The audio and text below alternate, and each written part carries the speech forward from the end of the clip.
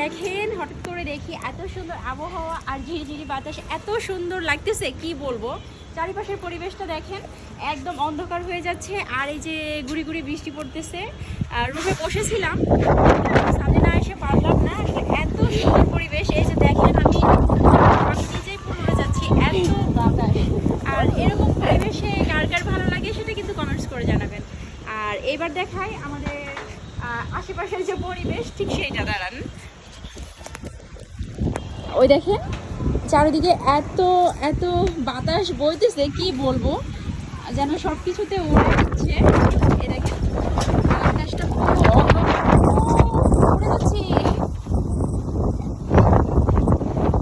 খুবই খারাপ অবস্থা বাতাসে এই চারিপাশে।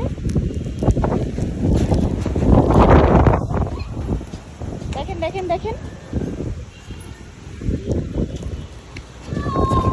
এই দেখেন এরপরে আস্তে আস্তে ঝলঝলে বৃষ্টি নামা শুরু হয়ে গেছে। খুব ভালো লাগতেছে থাকতে।